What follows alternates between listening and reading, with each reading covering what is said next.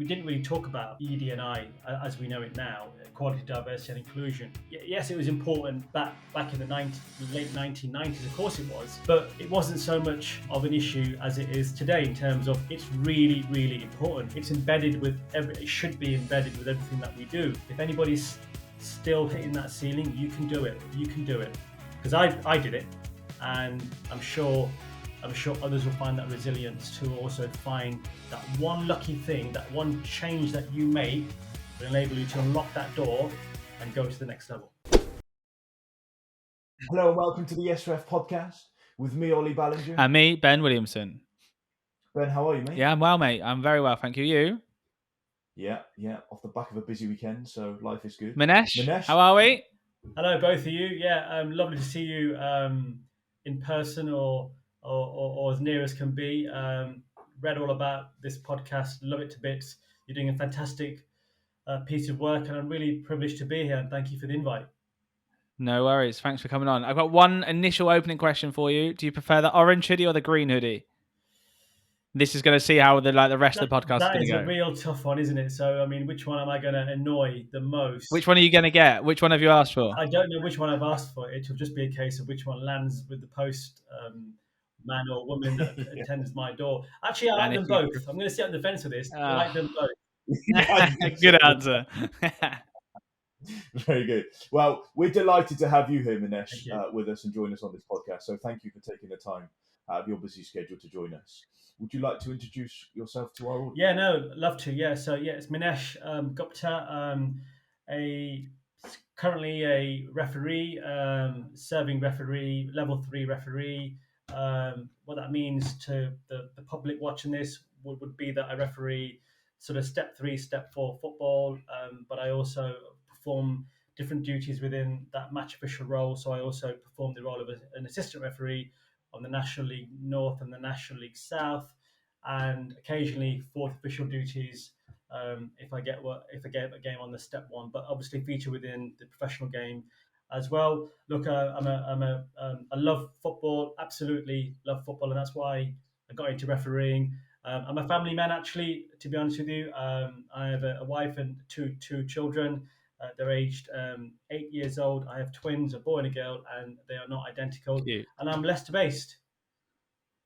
Very nice. Very good. Very good. So what got you into refereeing? Yeah, I mean, it's kind of like rewinding the tape now, isn't it, Ollie? Go back when I have to do this, you do have to think really hard. But actually, some of my early memories are really, really still alive today because of the space that I currently work in. It all started when I was sort of like 15 years old, and that does seem a long time ago. And no, not at all. You don't look a day over 20. Thanks, Ben. I'm moving towards the orange hoodie that you're wearing, actually, in terms of how good. Good, yes, love that. Good answer. Yeah. Well, actually, I wanted to do the Duke of Edinburgh Award. In those days it was well publicised, and we still have the Duke of Edinburgh Award right now. And actually, as part of the requirements, one of the sections is to do a skill section, and I actually didn't think much of it. And somebody mentioned refereeing, and I thought, let's just give it a go. And I did the referee course then, and it was a 10-week course, and that's how it literally all started when I was 15, approaching 16 years old. Yeah. Okay.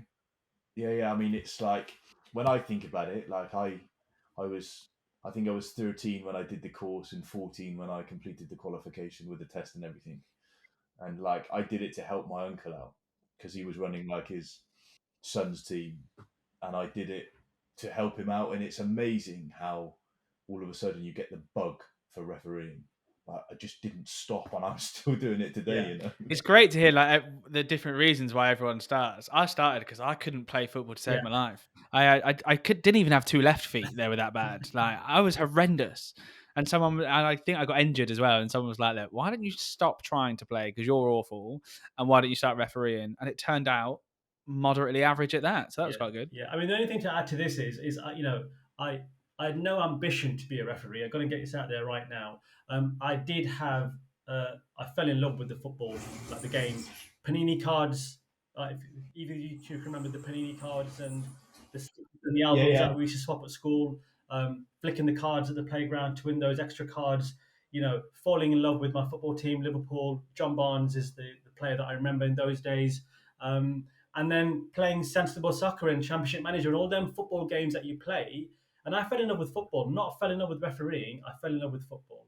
Obviously, the landscape is very different today, but I think yeah. I have to acknowledge that I absolutely loved football then, and I still love football now.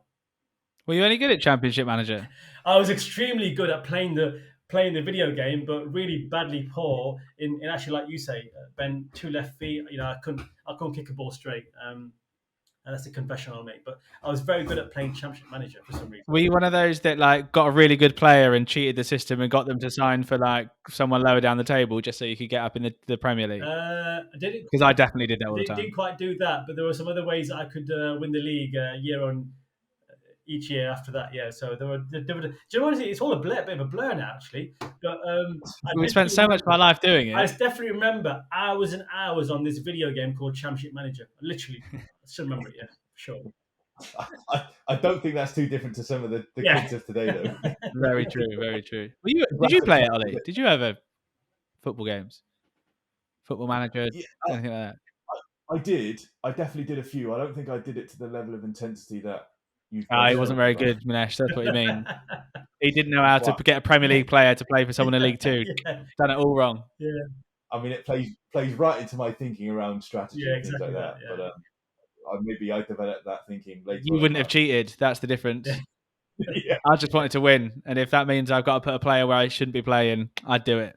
Yeah, I think there was this thirst of winning, and when you were winning titles and when your name was like Manager of the Year, it felt such a bit of a buzz those days. I'm sure it's a buzz now. Yeah, for Talking sure. of buzzes, do you remember your first game as a referee? Yeah, this one actually isn't too difficult to answer actually, because it was actually at a local school, and it was at a school that I went to, and for some reason I ended up doing my first couple of games at this school very badly, of course, so that's the earlier memories of sort of games back then, 95, 96 season. That's when it all sort of started. But then again, in the early years, I probably went into the wrong age group because I was 16 and I could jump straight into the adults, and that wasn't really the best thing that I ever did. If I could rewind the clock and go back into the DeLorean, Back to the Future, I'd probably join another league, and I might have had a different experience. But yeah, I went straight into the deep end and started adult football. Yeah, I had that. And I look back on it today, and I'm actually very thankful for it, because it it was the life lessons it taught me probably above anything else. It was like, wow, this is what the real world operates. Yeah, wake up call, wasn't it? It's a wake up call, Ollie. And like you say, look, most of that experience was actually quite good because you have that resilience. But as a young referee, when you don't know what to expect, that's what I'm probably referring to in terms of just. Yeah. I mean, wow. Oh, it is a shock. Yeah. And I don't think the support network. Oh yeah, there wasn't anything. Nowhere near. No. No. So it's very different today. So how did you go from refereeing because of the Duke of Edinburgh Award to refereeing as part of the professional game? Yeah, I mean, again, see, sort of, there are in that timeline that there are different things that happen in that timeline for different reasons that occur in your life, I guess. But one of the reasons for doing the Duke of Edinburgh Award, again, quite linked to career related, is I wanted to join the police service back in those days, and I'm talking like when I was 18, 19 years old. Again, didn't really have much life experience. The grades at school were satisfactory grades. I wasn't going to set anybody on fire. I wasn't going to go to like Oxford University or nothing like that. But for some reason, I had the desire to just become a police officer, and I needed to do like life experience. And refereeing taught me lots of different things: managing people, dealing challenging situations, and all those things that you have to do. So I sort of continued refereeing, again very badly, because I just wasn't really getting on with it. But there were many times I came home and I just threw the referee bag in the corner, and mum and dad used to take me to games. And I came from a culture actually where refereeing wasn't the norm, and that was internal battles within the household then. But I had to overcome them battles because each week I wanted to go out again, and I had to convince Dad to drive me to those games because I couldn't get there. So I needed to convince him to take me. But equally, he had to listen to my annoying voice when I've done the game afterwards because it was going to be, look, I've not enjoyed this, Dad, and it was a case of why are you doing it again, and that vicious circle really. But actually, then look, I did join the police service then, and it made me a better referee. And actually, the two careers were parallel to each other because ultimately you're just managing people with different challenges that come in between that. So then, yeah, then it sort of took off really. In those days again, classes there were like 3, 2, 1, and now we have the modern classifications of level 7, 6, 5. So I went through that same system that everybody went through, level 7. Mate, I generally had no idea that you were of the era of class 3, 2, 1 referees. I didn't. Yeah, I thought you were a lot younger than that, yeah, mate. yeah. So actually, I have the certificate that I can show you if you want me Says what, class 3 or to. something? Yeah, class 3. It shows me as a class 3 Oh wow. certificate. And again, like that is so ancient to what we have in today's game. But that's how that's how historic I'm going back. But then when you do go through that system, I just found it difficult to progress, and that was my biggest issue. Do you know why? Do you know what? Most of it, I would say, was just lack of understanding from my Of the point. game, of the ability to communicate, the importance of it, anything in All of particular? those, Ben. So probably just did not know how to progress through the levels. It wasn't readily like smack back in my in view that we can see today in today's game. So I just wasn't getting that break, I guess. So every year you got an email saying, and even post in them days because you used to get a letter saying you've either been promoted or you've not. So more frequently it was letters that you should drop through from the letterbox saying you've not made it. But again, quite normal because I didn't really know what normal was. That makes sense. So to get a letter through the letterbox saying you've not made it was just a letter. So I just re-register again and we go again. Yeah. But then, like one season, and I can't even remember when it was. Somewhere around probably 2002, 2003, I got my level 7, and then went consecutive level 6, then went to level 5, and then I just found that level 5 was my literally that was the ceiling. Like that was the ceiling I got to, and I couldn't go any further because I was getting knockbacks from. Then I found out that there was this quality assurance process that kicked in, and in those days they were called assessors. And I couldn't go past that assessor because, yeah, it was just that vicious circle that again I thought I'd hit my ceiling then, and then yeah, I mean for 5 years I stayed at level 5, very demoralised because then I found relationships in refereeing, I found friends, but those friends were somehow just overtaking me at a speed where I couldn't really understand it. But again, look, rejection just makes you want to do something more. Again, when I joined the police, I got rejected 3 times. So you just go for it more, don't you? A bit like asking a girl out on a date, and she says no.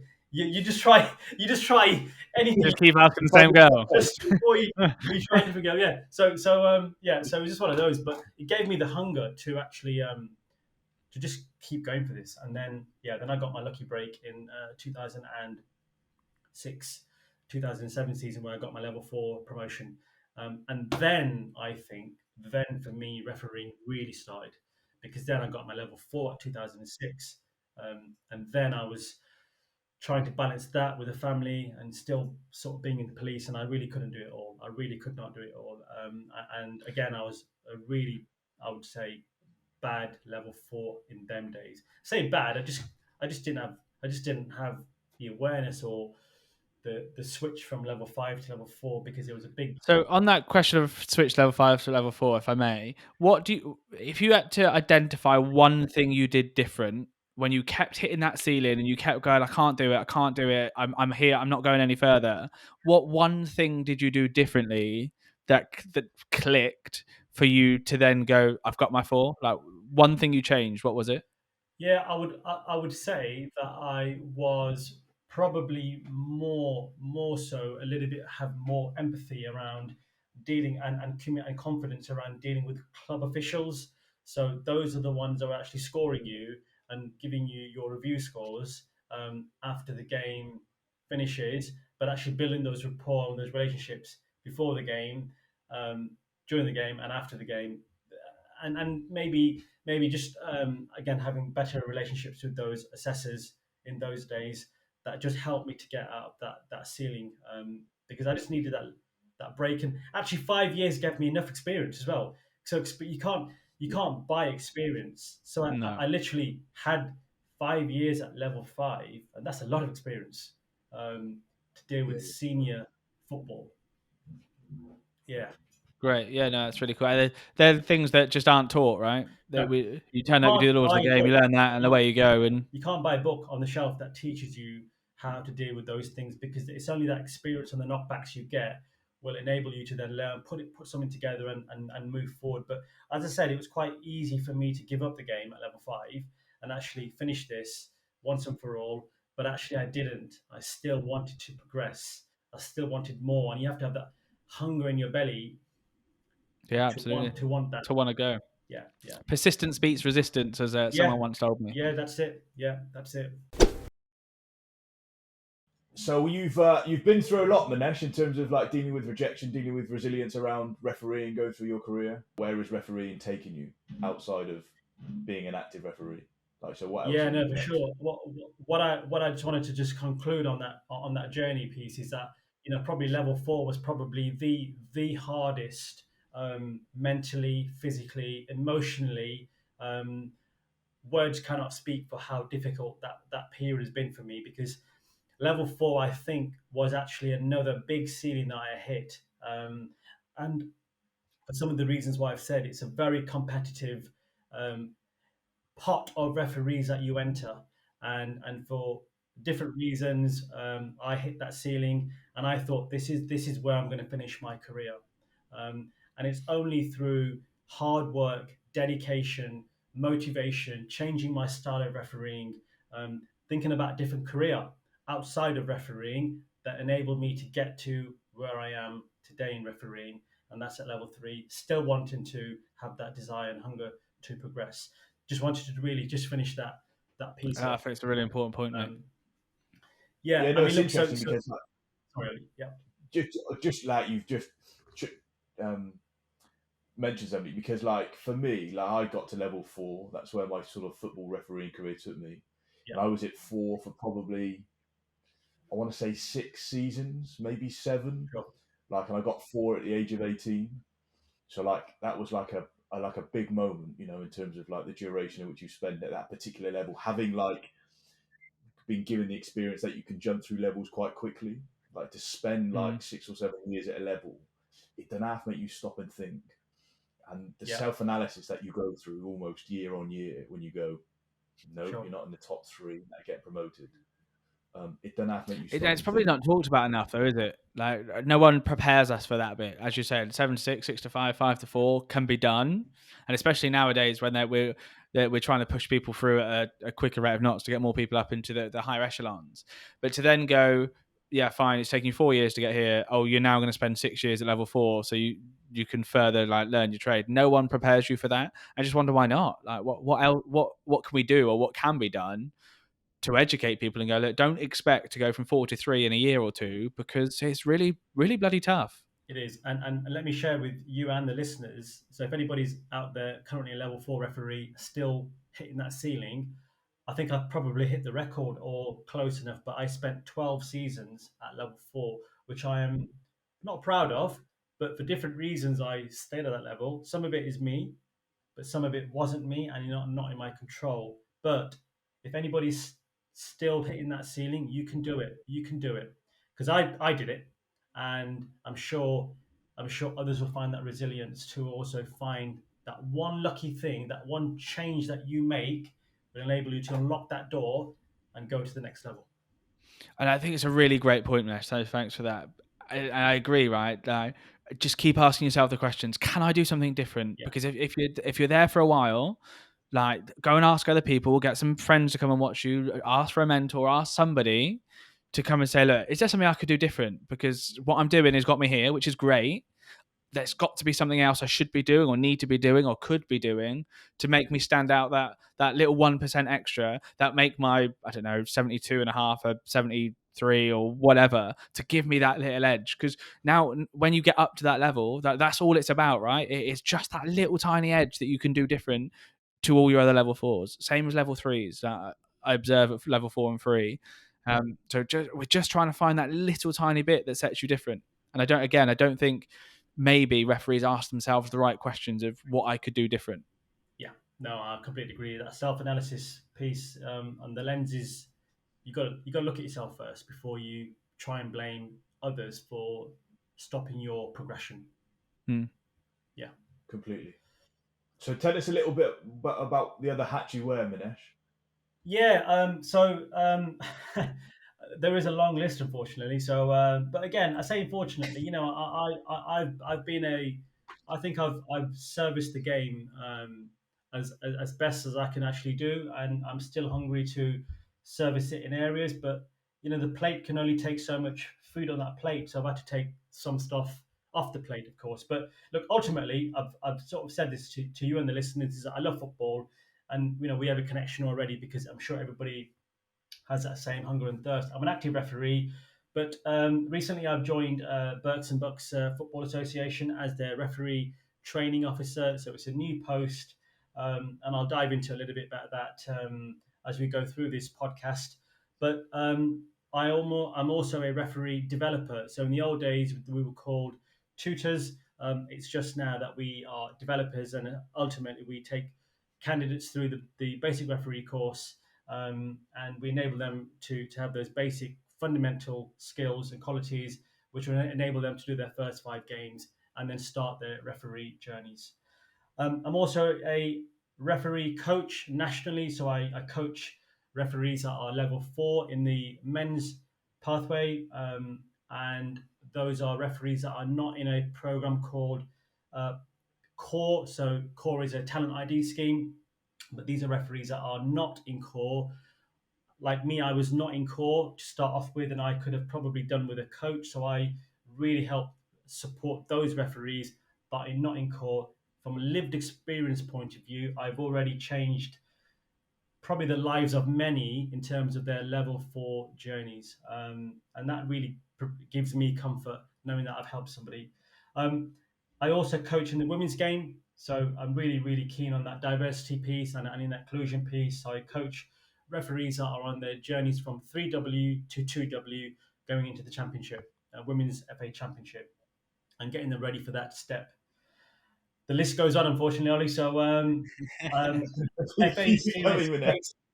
Yeah, well, I'm reading off a list at the moment. So, FA serious case panel member. So, what that means is those cases that are the most serious at grassroots, whether it be match official assaults or discrimination of any kind in the game. I sit on panel. I'm a member of that panel where we listen to the evidence objectively and then come to a fair conclusion for all participants. And some of that work is very, very challenging. So yeah, been fortunate emotionally to as well. I can imagine emotionally, physically as well. Going through the evidence and actually coming to a conclusion with an objective lens. I must stress that. I've got no allegiances to any of these cases at all. We look at it from an objective lens, and then we come to a fair, proportionate conclusion.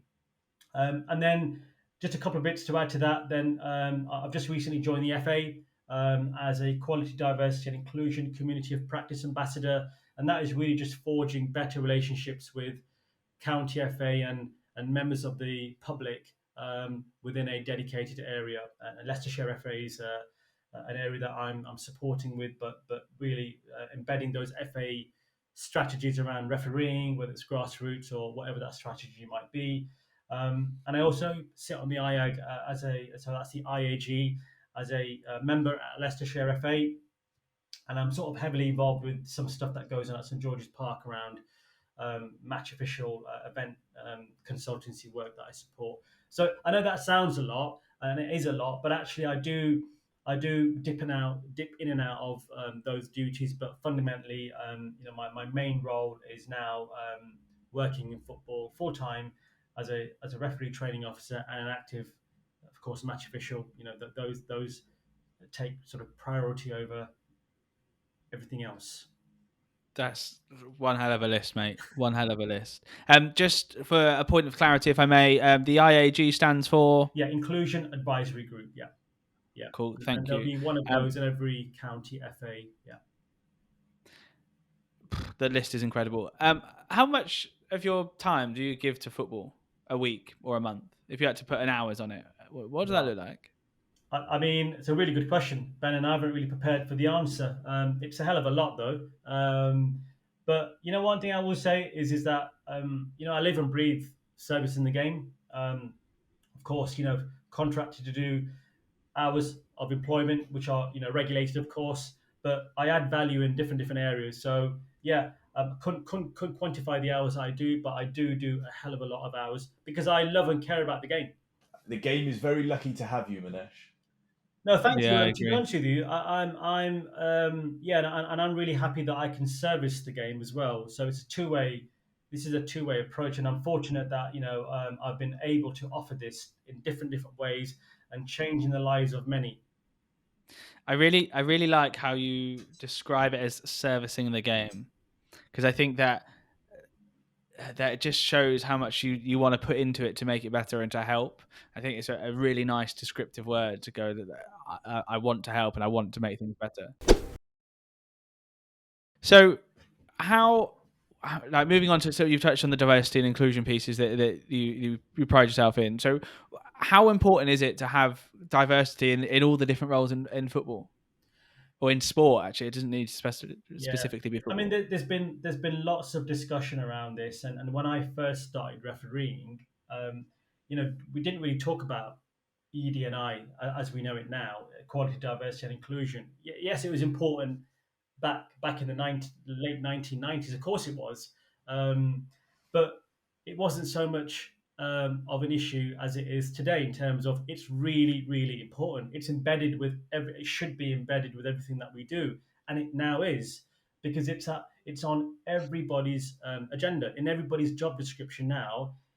Equality, diversity, inclusion should be embedded in, and certain roles will have EDI roles within them, as in the PGMOL now have got an EDI manager, the FA have got an EDI manager. Of course, the corporates have got managers in that work within the EDI space. It's hugely important that EDI is at the very, very top of the agenda. And that inclusion checklist, whichever task or query or project you're working on must have that inclusion checklist to make sure that we are doing what is right and everybody feels included. And have we been pretty poor at it? I would say yes, we probably have, but actually being poor at it means that we've got an opportunity to get better at it, and Learn from it. we are getting better at it. Safeguarding is embedded within football. I think we all know that.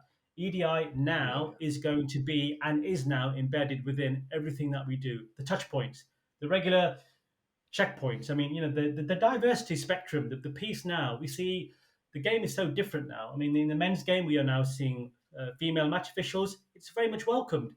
In the women's game, we are seeing more male referees that are coming through. Again, equally important. And also the Black, Asian, mixed heritage piece, that is also really important across both male and female pathways. And that's across the workforce now. So the observer piece, the mentor piece, the administration, the different committees that you have, EDI should be embedded within all the workforce. I completely agree, but there's probably more we can do, and probably that more can be done. So, how do we increase the numbers? Yeah, I mean, look, so this is where I can probably wear my FA EDI Community of Practice Ambassador hat on. So, one of the objectives is that how can I, as an ambassador, forge better relationships with the communities? Now, communities are really important here because some of the communities, if they think they've had a bad experience, bad news travels way faster than good news. I think we all know that, Always. right? So it's really then changing that bad experience to a positive experience and a good experience just by having a conversation. And presence is the key to this. So a lot of my work is to go out into communities, to grassroots clubs that are from Black, Asian, mixed heritage, to really just to say, look, I know what's happened in the past. We can talk about that, but we really now need to move forward because actually the FA have got a new vision, a new strategy, new people, and really just look at that change piece. And to be honest with you, it's working, Ben. It's working. Again, lived experience piece. It's a lot of this was just words, Ben. It's now words, but Action. followed by action, and that Yeah. is huge. Important bit, isn't it? That is huge. To then what we're doing is we're changing that public confidence from low to actually medium to good. And where I want to get to is excellent. And if I do that in my role within all the roles that I do, then we have succeeded. But I can't do this by myself. We need everybody to come on board with this. But that is the tangible link from how we do what we are going to do. How can everybody else help, Minesh? Yeah, I mean, look, everybody, the EDI can't be ignored. So first of all, there's a real acknowledgement that actually we can't ignore this. So if somebody has had a bad experience, then we should be able to, in this modern day and age, be able to have a conversation, fully transparent, whether it be a feedback form that you fill out. So now referees, for example, have the opportunity now after they fill out their games at step 5 and 6 and above, they can fill out a feedback form, match observer feedback form. Just using one example there, Ollie. Whether it's a good experience or a bad experience, and if we are capturing that feedback, we are letting somebody know. And some of that work has featured around EDI, and feedback has been passed on, and we're in this culture now that everybody has the ability now to check and challenge.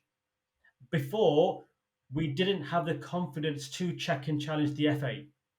The FA now have changed it's almost, we've flipped it around now, where actually they want us to check and challenge the FA. We've got people in post that are in EDI that we can directly respond to or communicate with. So that those are some of the ways that we're going to do this. Education is huge. Education now is huge. We've got Kicked Out as an organisation. We've got BAMREF Agno as an organisation. We've got Ref Support as an organisation. There are so many different organisations and stakeholders that want the same thing. We all want a game free from discrimination. The reporting processes are a lot more clearer now, and everybody has a duty and obligation now to report discrimination. So that's clear. So we're getting more reports because people know how to report. They've got confidence in the reporting process and the structures in place because there are going to be severe sanctions. So again, those are some of the examples, Ollie, of how we're all going to do this. I think it's Really... having that confidence that the action is going to get taken after the report, right? Or to feel heard is so important to make people put the reports in or share that feedback or whatever. If there's the mindset of nothing's going to happen, we struggle, right? So the fact that you're saying that, people listen, people care, people want to change perceptions and change the game. It's huge, I think. Yeah, for sure. And I think that care piece is huge, Ollie, Ben, both of you, because stakeholders do care about the game. We all care about the game. We want a game free from discrimination. That is the objective. Look, we know that we still have discrimination in the game, and actively want people to come forward. The reporting processes are much more easier to do now. The touch points are far clearer now, right? Once you've done your bit, we then rely on the stakeholders then to follow the investigations up, and then we start the process, right? And that's where that confidence piece comes in. Yeah, it's huge. I mean, it's huge. It's really interesting, and it's really exciting to see this coming into the game, coming into the conversation, being at the forefront of the conversation, because I think everybody can play their part in doing their bit. I think a lot of people have played their part in safeguarding, and the position that it holds today. You know, it is at the top of the list, and I think, you know, there is a lot, particularly moving forward, particularly with what you've just spoken about in terms of bringing EDI to the forefront of the conversation. And I think we all have a duty, no matter the hat we wear in the game, whether that be a sports official, whether that be a manager, whether that be an administrator of the game. Like, we all have an opportunity to talk about it and make it centre of conversation. One of the hats I think you also wear, Minesh, is membership secretary of BameRef. Yeah, so it's a piece of work that I sort of past tense now, Ollie. So when I talk about that plate was quite full. I decided to Yeah. step away from those duties because I joined the FA and I just couldn't really manage that priority, and I couldn't service that service line with all its dedication and what it needs. But you know, I spent 2.5 years with BAMREF, and really BAMREF is, as I said to you already, it's an organization who is there to check and challenge the FA, the PGMOL, and any other football stakeholder around better recruitment, better representation, supporting our referees from Black, Asian, and mixed heritage communities to ensure that everybody has a fair go at this thing called refereeing, right? And if you look at me, lived experience, you know, I can't make this up, Ollie, Ben. You know, this is a lived experience piece. I came from an inner city with nothing, right? And look what I've managed to achieve today. It's available to everybody, and not just me. And I want to make sure that everybody has those or same services, but a better experience than I had when I came through the system.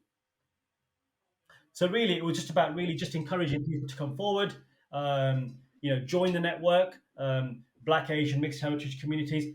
But as it says on the tin, it's not just for those communities. Anybody can join BAMREF. It's there for anybody, and it's all around just a network. Like the Referees Association, huge network and huge stakeholder in terms of what they do for their referees. And BAMREF is just another network for communities that feel they belong, or they feel as if they feel as if they can engage comfortably with referees that look like them, if that makes sense. With the experience that you have and the role that you have today, what does your next couple of years look like with your role at the Berks and Bucks FA? Yeah, I mean, you know, in everything that I've learned so far, and you know, the service lines that I've been involved in, you know, it's all a good experience. And ultimately, my role now at Berks and Bucks FA is referee training officer. So, you know, really to break that role down, ultimately, we need to look at recruitment, and you know, we need to look at recruitment when candidates come through that front door. We need to make sure that they have the best learning opportunity and that great customer experience, and they don't walk out the back door after they've done their initial training. Because if that happens, something has failed them. And ultimately, for me, I need to ensure that there are support structures in place in order to prevent that candidate walking out the back door.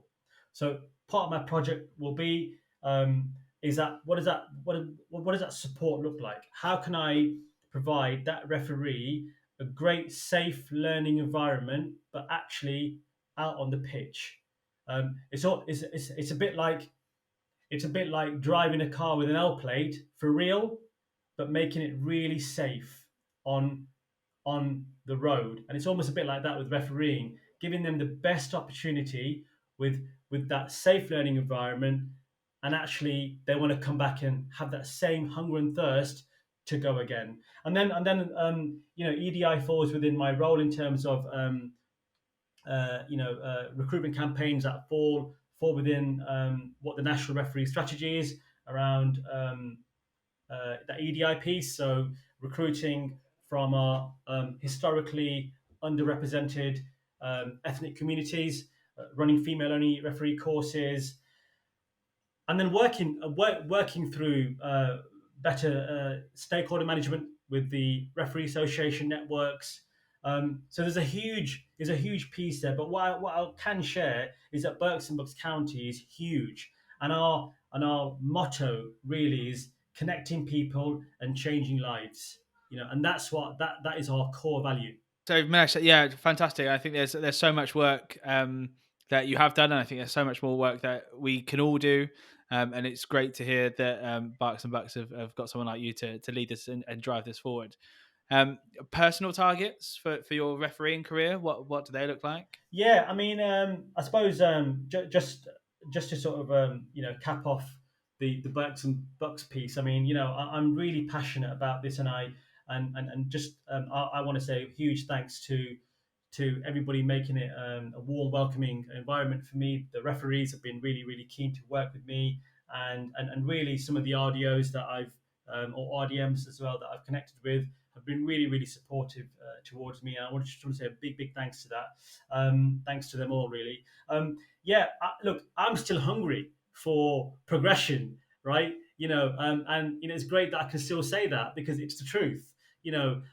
As a referee and as a step two assistant referee, I'm on both pathways. I'm in a new program called FA Core X, which is run by the PGMOL and the FA. It's a new initiative for step three, step four referees that are from Black, Asian, or mixed heritage backgrounds or community members to actually have access to that learning program. So ultimately, I don't know where my journey is going to take me, but one thing for sure, the journey is still ongoing and it has not finished just yet. Where do you want it to take you? I mean, yeah. What's your end goal with your refereeing career? I suppose right now the direction of travel feels as if I'd like to be like a professional assistant referee.